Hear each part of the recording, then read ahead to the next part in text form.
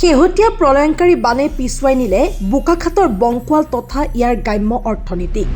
মথাউৰি বাটপথেই নহয়, পিছুৱাই নিলে কৃষিপথাৰ, ভঁৰাল, পশুধন, বেপাৰ বাণিজ্য আৰু বিদ্যালয়ৰ কাম-কাজ।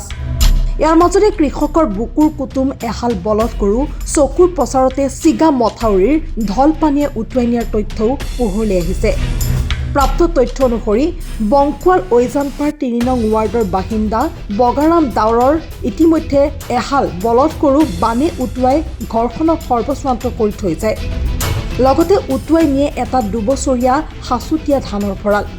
এই সন্দৰ্ভত উক্ত বানাক্ৰান্ত পৰিয়ালটিয়ে বান সাহায্য নীতি অনুসৰি ক্ষতিপূৰণৰ দাবীৰে বোকাখাত চক্ৰ বিষয়া কাৰ্যালয়ত উপস্থিত হৈ স্মাৰক পত্ৰ প্ৰদান কৰে। লগত সহযোগিতা আগবঢ়াই জিপাল কৃষক শ্ৰমিক সংঘৰ প্ৰতিনিধিবৰ্গই।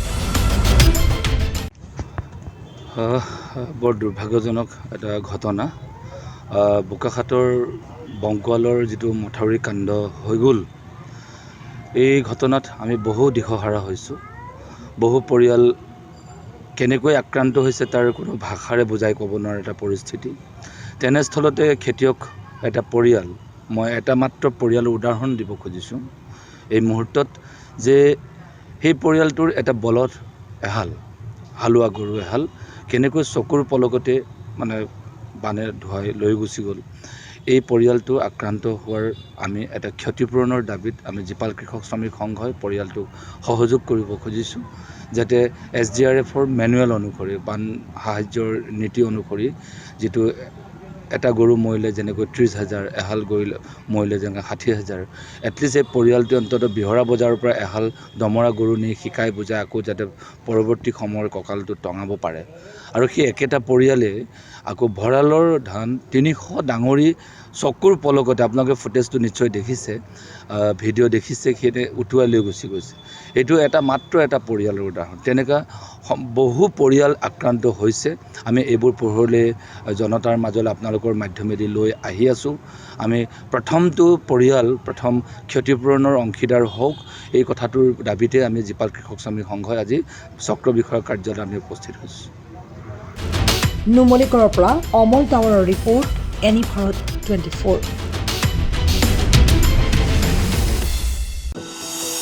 এনি ভাৰত 24ৰ প্ৰথম প্ৰয়াস, জুবিন গাৰ্গৰ গীতৰ প্ৰতিযোগিতা। জুবিনৰ গানে কি আনে?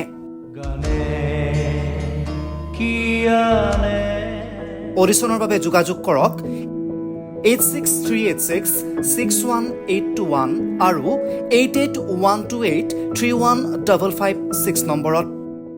এনি ভাৰত 24 উদ্যোগত এটা নতুন সংগীতৰ প্ৰতিযোগিতা আয়োজন কৰা হৈছে, য'ত মোৰ গানৰ প্ৰতিযোগিতা হ'ব। আপোনালোকে তাত প্ৰতিযোগী হিচাপে আহিবলৈ পাৰিব আৰু মোৰ ফালৰ পৰা আন্তৰিক শুভকামনা জনাইছোঁ। আৰু অনুষ্ঠানটোৰ নাম হৈছে গানে কি আনে। সকলোকে মৰম জনাইছোঁ, সকলোৱে আহক, ইয়াত অংশগ্ৰহণ কৰক। Thank you very much, love you. ৰব, আপুনি যে এটা অপৰাধ কৰিবলৈ গৈ আছে, আপুনি জানেনে? এই নাবালিকা গৰাকীক এতিয়াই বিয়াত বহুৱাটো যে এটা অপৰাধ, আপুনি জানেনে? অপৰাধ কেনেকৈ? মোৰ ছোৱালী, মোৰ কথা। তুমি যিয়েই নোকোৱা ভূঞা, 18 বছৰৰ তলৰ যিকোনো কন্যা সন্তানৰ বিয়া দিলেই আইনগতভাৱে এক দণ্ডনীয় অপৰাধ। বিয়া দিয়াজন যিমান দায়ী, বিয়া পতাজনো সমানে দায়ী। এতিয়া তাই পঢ়া শুনা কৰাৰ বয়স, খেলা ধূলা কৰাৰ বয়স। তাইক খেলিবলৈ দিয়ক, পঢ়িবলৈ দিয়ক, আৰু চাব এদিন আপুনি তাইক লৈ গৌৰৱ অনুভৱ কৰিব পাৰিব। এতিয়াই তাইক সংসাৰৰ বোজা দি তাইৰ ভৱিষ্যত জীৱনটো অন্ধকাৰ কৰাৰ অধিকাৰ তোমাৰ জানো আছে? মোৰ ভুল হৈ গ'ল মাজনী, মোক ক্ষমা কৰিবা।